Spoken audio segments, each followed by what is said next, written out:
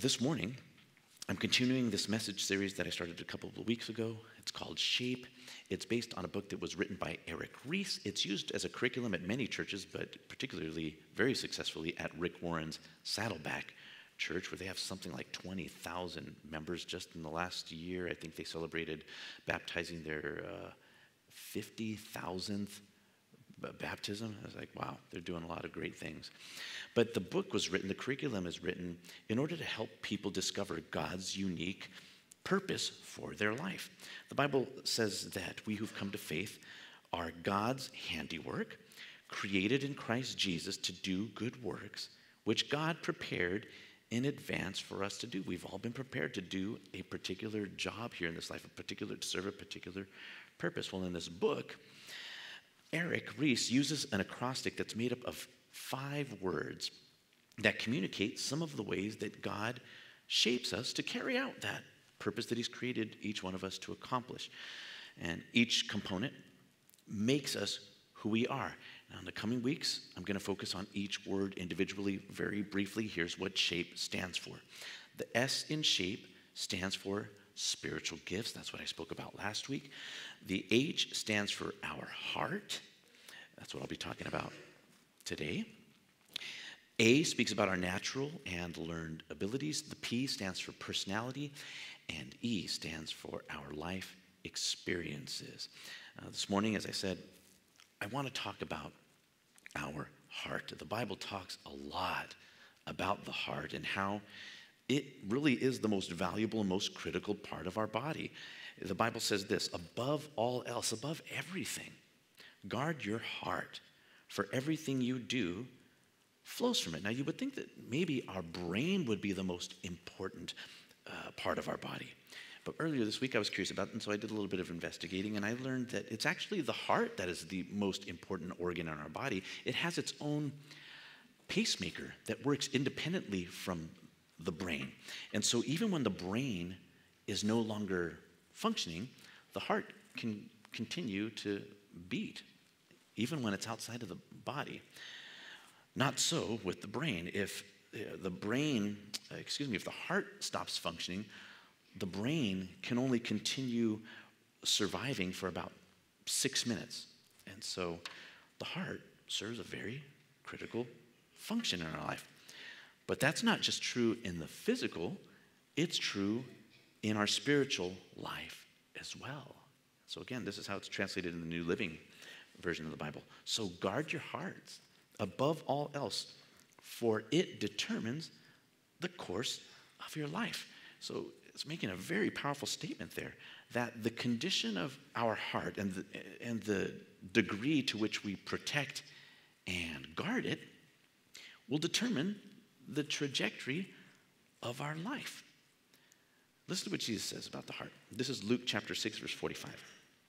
A good person produces good things from the treasury of a good heart, and an evil person produces evil things from the treasury of an evil heart. And so he's saying what you say, and I would suggest also that he means what we do.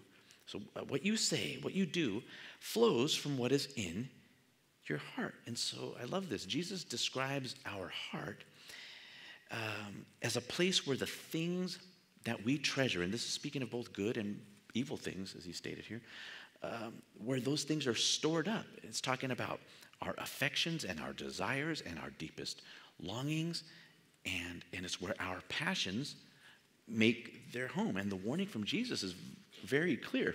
If we want to make sure that the desires of our heart will produce those good things that he's referring to, those things that will help us fulfill our God-given purpose, then we need to make sure that we examine the motives that fuel all of our various passions. That's what I want to talk about this morning. Now, as I said, I know that some of you are following along with your books, and I love that. But what I'm sharing with you today is somewhat deviating from the S.H.A.P.E book, from the S.H.A.P.E curriculum. Now, why would I do that? It was kind of a last-minute decision, but see, it was as I was looking through, reading through, reviewing the 3rd chapter of the S.H.A.P.E book, it's focused on helping us identify the passions that God has placed in our heart and how we might use those passions to honor him and to fulfill the purpose that he's created us for. And I think it's a really smart thing to figure out what your passions are. Many of you already know what those are. Some of you are passionate about music. Some of you are passionate about public speaking. Some of you are passionate about dogs. Okay, I hate dogs, but you love them. Everybody has unique, different passions. I don't hate your dogs, but other people's dumb dogs. All I want is for people to keep them off me. You know, if you have a dog when I come to your house, I've had dogs violate me in ways that are not appropriate. And I'm just saying, can you keep it in the other room? I don't know. So we all have different passions. What are your passions? It's wonderful to explore what those are. Okay. Let me read you a quote from the book, because I'm going to show, this will help hopefully explain why I'm deviating from the book a bit. He says, physically, each of us have a unique heartbeat. Just as we each have unique thumbprints, no one has a heartbeat exactly like yours. Just a quick aside. I was very curious if that was actually true. I tend to be cynical when people make statements like that. And so I did a little research, and what I discovered that it is absolutely true. In fact, right now, they are developing some technology that's going to allow our heartbeat to be used instead of PIN numbers and credit cards and keys and even boarding passes. Fascinating stuff. Okay, well, anyway, he says, in the same way, God has given each of us a unique emotional heartbeat that races when we think about the activities and subjects that interest us. And these passions reveal the nature of your heart, and they are clues to where you should be serving. They help point us to our purpose. He says, but the key here is to discover the cravings that the Creator has put deep within your heart. Now, here's the part that inspired, to some degree, this morning's message. He says, sadly, many people have never taken the time to identify them, and so those passions go unexpressed, at least in terms of serving in the unique role that God has for them. Okay, so again, I totally agree with that last statement, and I do agree, and we'll talk about it next week, that we should explore what our passions are. But I believe that even worse than passions that haven't been identified and that go unexpressed because of that are passions that have been identified but have gone unexamined. Now, what I mean by that is that we can talk all day about our passions and our abilities and how they can work together to fulfill our God-given purpose. But if we haven't first examined the heart behind the passions that we so often pursue with all of our time and our talent and treasure, if we haven't examined the motives behind those passions, well, then we run the risk of coming to the end of our life only to discover that we wasted a lot of years chasing things that had no lasting value. The truth that I'm trying to convey here is that there are a lot of things that we're passionate about, even good things, really, that are done for all of the wrong reasons or for no real purpose at all. And so I'm going to save the discussion about passions and our abilities for next Sunday.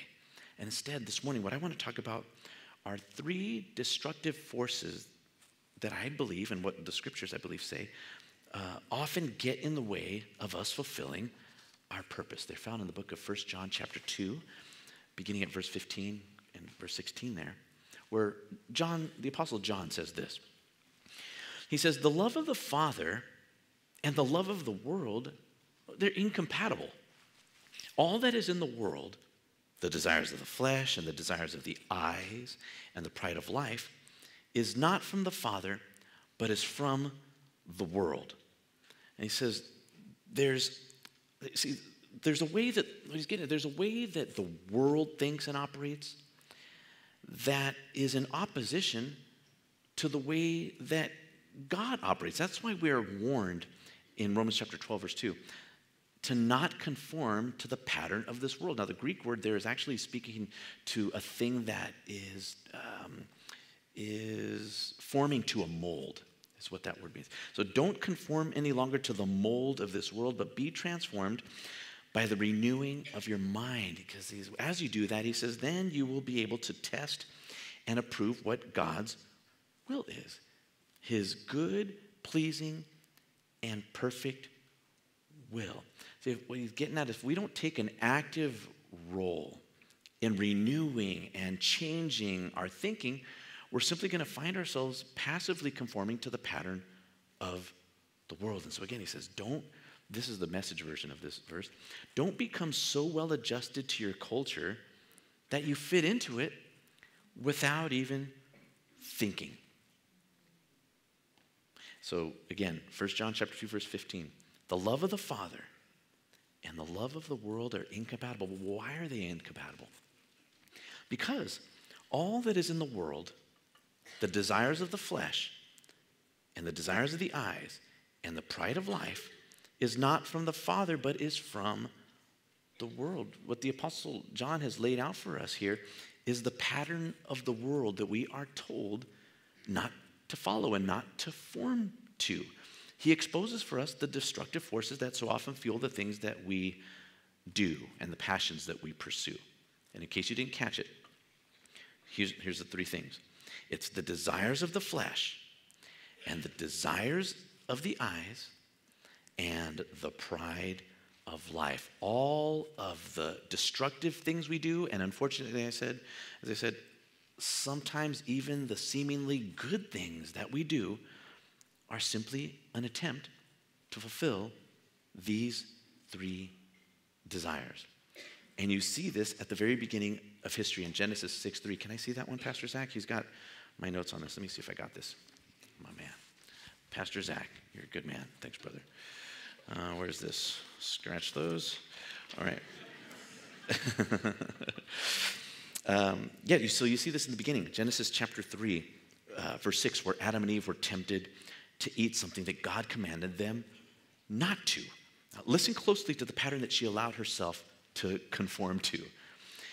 This is Genesis chapter 3, verse 6. It says, when the woman saw that the tree was good for food, that's desires of the flesh, and that it was a delight to the eyes, and that the tree was to be desired to make one wise, that's the pride of life, which I'll explain here in a minute, she took of its fruit and ate. So can you see the pattern there? It's the same pattern that we see in 1 John chapter 2. In fact, it's even in the same order. Very fascinating. Later on, you see in Matthew chapter 4 that Jesus is tempted at the same point. I'll get to that a little bit, but same order anyhow.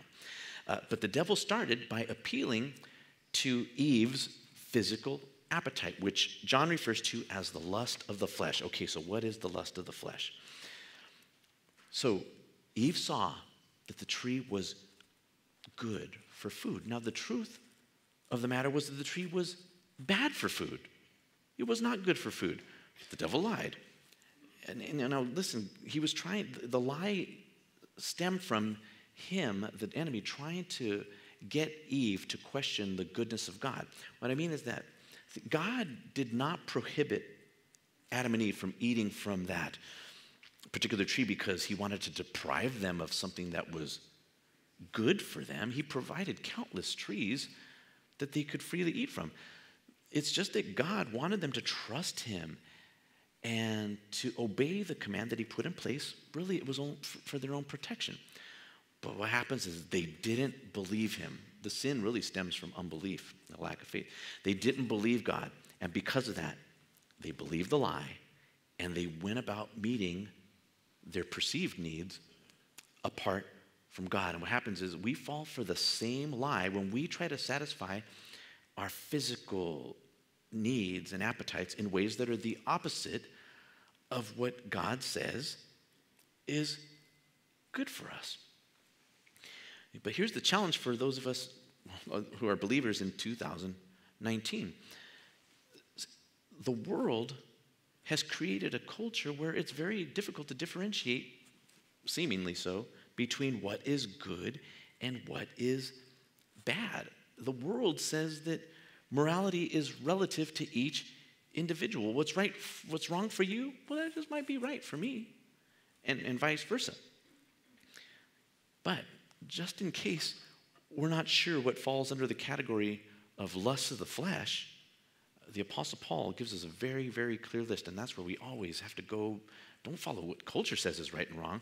We got to go back to what the scriptures say is right and wrong. So this is what the Apostle Paul says, Galatians chapter 5, verse 18 through 21. And listen to each one of these on the list and see where maybe you are engaged in this behavior. Because as I look at this, I think, oh my goodness, I do some of those things. Now, the works of the flesh are obvious. It's not like it's concealed. It's revealed here in the scriptures. Look, the works of the flesh, they're obvious. Sexual immorality, lustful thoughts, pornography, chasing after things instead of God. Man, a lot of us do that. Manipulating others. Man, I do that. Trying to passive-aggressively try to change someone's behavior through, withdrawing or anyway, we all do stuff like that. Hatred of those who get in your way, senseless arguments, resentment when others are favored, temper tantrums, angry quarrels, only thinking of yourself, being in love with your own opinions. That's true. You know a lot of people who are in love with their own opinions, don't you? You know a lot of folks like that? My goodness. Being envious of the blessings of others, murder, uncontrolled addictions, wild parties, and all other similar behavior. Haven't I already warned you, he says, that those who use their freedom for these things will not inherit the kingdom realm of God. Wow, that is a very, very convicting and challenging set of scriptures. And again, we have to go back to the word because we live in this culture where, man, we're up is down and right is left, and we can weigh 400 pounds but still self-identify as skinny. I got that from Pastor Zach and Ricky Gervais. Anyway, sexual immorality, we say? Well, what exactly do you mean by that? Or pornography? Why is that on the list? Isn't that better than me cheating on my spouse? Isn't that... See, our culture has so blurred the lines between right and wrong that it's actually become a lot easier for the enemy to do what he did to Eve and Adam there in the garden, to tempt us to do things that in the eyes of the world seem right, but in God's eyes, they're just sinful ways to indulge our flesh. So for example, and I hesitated to share this because I know it's controversial, okay? For example, back in the day, I used to smoke a lot of marijuana cigarettes. I made Cheech and Chong look like, I don't know, man. And some of you did too, okay? But so for some of you who used to do that, think of back in the day, to get some weed, I had to go to some shady, dangerous places. Really, getting weed it took some effort. And so I knew that when I was in the pursuit of some fresh cannabis, that I was up to no good. I felt the sense of, this is not right, man. If I have to go to this dark, seedy, crack house to get some weed, something's wrong. Okay, well, guess what? Now it's legal, man. If you want some fresh cannabis, go to 19th. And if they don't got what you need, go up 2 blocks. And there's the other joint That was, I didn't say that. The other one, man, there's a dispensary on every corner. Oh my gosh. Remember, Jason, how hard it used to be? Anyway.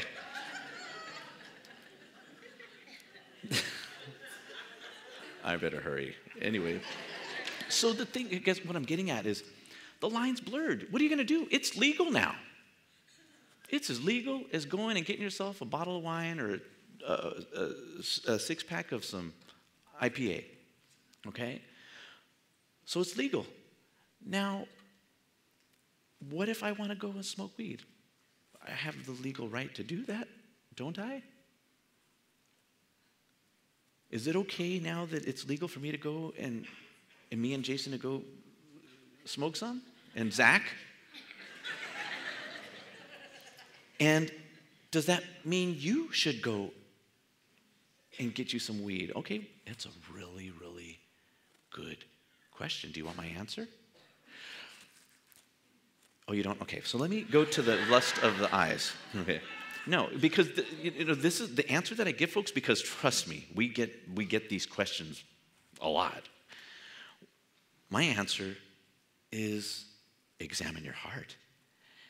Examine your motives. Look, I know that there are significant medical benefits to marijuana, right? And if you're using it for medicinal purposes to address your health issues, don't let anybody make you feel guilt or shame for doing that.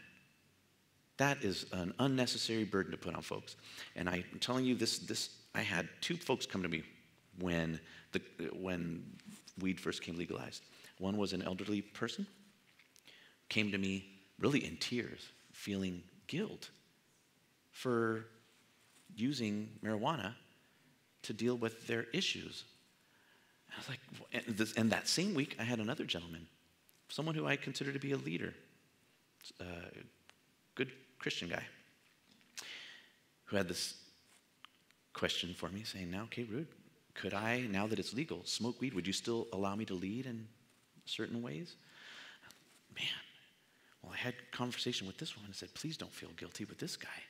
I said, "Well, let's talk about the heart behind why you want to do that." And thankfully, he was honest enough at the end. He goes, "Yeah, I just want to get blunted, or I just want to get lit because I'm going through some stuff and it's a self-medicating thing." Awesome. Now we're getting to the root of why it is that you want to do what you do now. Is it good for you to be self-medicating, whether it's weed or any other thing? I think hopefully we all know the answer is no. It gets to this thing that the Apostle Paul talks about in 1 Corinthians chapter 6, verse 12, where he says this: "We are free. Everything is permissible for me, but not everything is beneficial. Everything is permissible for me, but I will not be mastered by anything. I will not be enslaved to anything."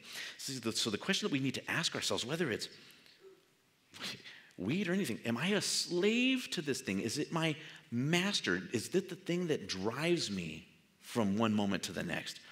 And again, whether it's food, and a lot of people have a similar addiction to food as someone who's addicted to meth, or whether it's sex or pornography or prescription drugs. Prescription drugs are a good thing, but on the bottle it says take 2, and you're taking 10. Yeah. And you go, why are you doing that? Well, because if we only stay on the surface level and never go deep and actually say, why am I doing that? What is driving me to give myself over to this prescription medication? That's a good question to ask ourselves. Who's brave and bold enough to actually do that? The more I talk to people, I see not many. They're not willing to go there. Or alcohol. We could self-medicate with that. Fine, have a glass of wine or a beer, whatever. Okay? If you're here and that shocks you, you're in the wrong place, okay? Do that. But even myself, I know when I'm having a glass of wine because I'm enjoying company, and when I'm doing that to get bent. I'm just keeping it real here. Gambling, that's not expressly prohibited in the Bible. Go and look for it. I promise you won't find a prohibition to gambling. In fact, they cast lots. Let's see who's going to be the next apostle here. Not that that's gambling, but I guess that's the only one that's really anything pertaining to something like that. Nobody's going to write a letter to me, okay? But that's not expressly prohibited, so that means you can't gamble. What I'm getting at is whatever thing it is, does it have control over you? If it does, the Bible tells us we need to remove ourselves out from under its control and come back under the control of the Holy Spirit. I've got to move on. The lust of the eyes, what is that? I want to take you to the moment when the devil, as I said earlier, tempted Jesus at the same 3 points that he did Eve. But I want to show you where he tempted Jesus at this particular point of the lust of the eyes, when Jesus was fasting for 40 days in the desert. Matthew 4, verses 8 and 10. The devil took Jesus to a very high mountain and showed him all the kingdoms, so he could see all of the kingdoms of the world. And then he said to him, I will give you all of these things, if you will fall down and worship me. And Jesus told him, man, go away. For it's written, worship the Lord your God and serve him only. Jesus did not take the bait. The devil took Jesus to a place where he could actually see all of the kingdoms of the world and all of their glory and all of their splendor, essentially offering Jesus all the riches and possessions of the world. But notice that the things that the devil offered were directly connected to worship, which is always true. That's why Jesus said, where your treasure is, that's where your heart is. It really exposes the things that we love and that we worship. And he also gave us very clear warnings about the dangers of putting too much value on the pursuit of things and the pursuit of possessions. He says, what does it profit a person to gain the whole world and yet forfeit his soul? And yet how many folks spend so much of their time that they neglect their spouse, that they neglect their children or other responsibilities in order to pursue some position that they think is going to get them to the next level so they can collect a bunch of toys. And for what reason? Again, that's a really good question to ask ourselves. Why? Well, because my buddy Daryl got himself a new one and it really has a great sight on it with a scope and blah, blah. I don't know if that's a reference to hunting, if you didn't know. Or a new a car or the latest iPhone thing. Do we really need more? Take a look at your possessions and then ask yourself, why do I feel the need to want more? Is it so that way Sally thinks that I'm better than I am? Or that I got my thing more together? Or that I'm more successful than she is? Do we really need the next thing and the next upgrade? Or am I just simply making an idol out of things and putting them in the place of God? And that becomes our pursuit rather than him. Wow. Great question to ask yourself. Why? Last one, pride of life. What is the pride of life? Here's a definition that I found. The pride of life can be defined as anything that leads to arrogance, pretentiousness, pride, unhealthy pride in self, presumption, and boasting. We see this in Genesis 3 where Eve saw that it made one wise, the fruit. Somehow she thought it was going to make her, that she would know the things that God knew is what the devil presented her with. That was the temptation. How God he doesn't want you to have the same degree of knowledge, wisdom that he is. And so, wow, I want to be as wise as God. Let me take this fruit. And of course, it resulted in death. Pride of life. This one hits me hard because this was me for so long, and I can still, if I'm not careful and I don't guard my heart, can walk in the sea. Because here's the danger of the pride of life is that, sure, it can manifest itself in those very overt ways of the arrogant, cocky people who you can't stand, who think their stuff don't stink, and they're so prideful, and they don't really even try to hide it. That's dangerous, and if that's you, wow, sucks to be you. Right? Because everybody sees it, and it's plain to see. That's why nobody wants to be around you. But then there's this other side where you're actually doing seemingly good things. And the pride is more internal. People don't see it, but God does. And I'll talk more about this a little bit more next week. And I've shared this before. I don't mean to bore you, but we do have a lot of new people in here.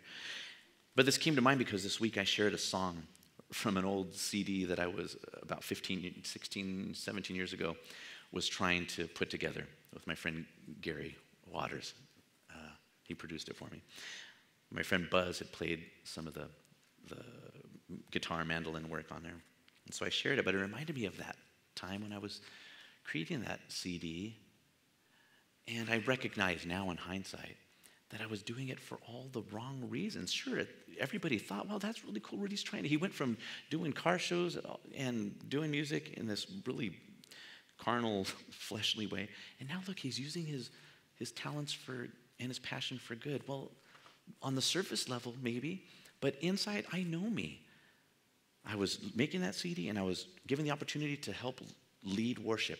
And I was doing it not for God's glory, but for my own.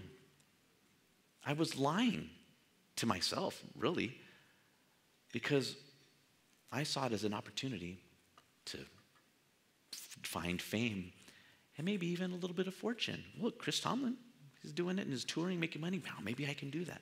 My motives were totally wrong. And thank God I had people like my friend Patty. I've shared that before. She has the gift of exhortation, the gift of ripping you a new one. It's a very special gift that she has. And she really, I thank God that she did. She exhorted me and said, I see through the facade, and what you're doing is being done for not God's glory, but for your own. And it happens all the time. That's why God says, Jesus says, we can do good things. Look, when you pray, praying is a good thing.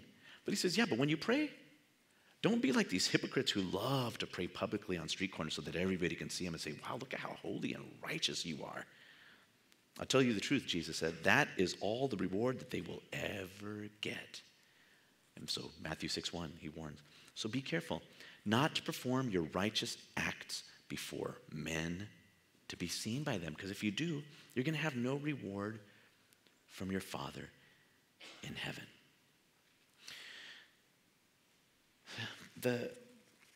Let me wrap this up, okay? I've said enough. You know, my heart, I know that there was a part of me that meant well. My problem was that I had obviously a low self-esteem. I might come off maybe as confident, but that behavior that I was engaged in, that fleshly pursuit of music, what it exposed was an area in my life where I was so desperate for some affirmation and acceptance from people. Look at me. Am I worth something? Can you see me? Am I special? Can you love me? Well, what is that? It's a lack of faith in this reality that God already loves me, even if you all can't stand me and you think my hair looks jacked up and that I dress funny.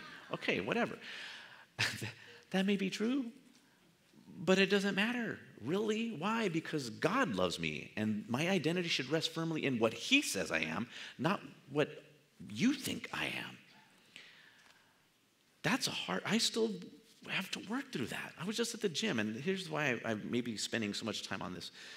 Because I live with this. Every day, and you can ask my wife as my witness, I think even my staff, I'm always asking, why am I doing this? What is my real motives? I'm at the gym, and I'm pumping iron.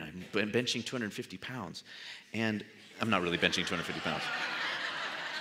But I'm working out, and I'm thinking this, Rudy, why are you doing this? For health reasons? Are you just doing this to look good for Charlene? Are you doing this to look good so that the chick on the machine over here will look at you? We have to ask those honest questions. I'm human. Why?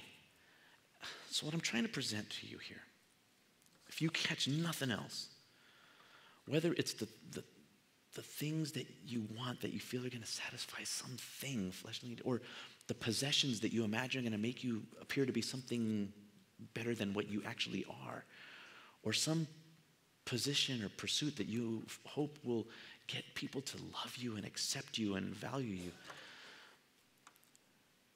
Examine the why behind what you're doing. In everything. Why am I doing this? Why am I buying that?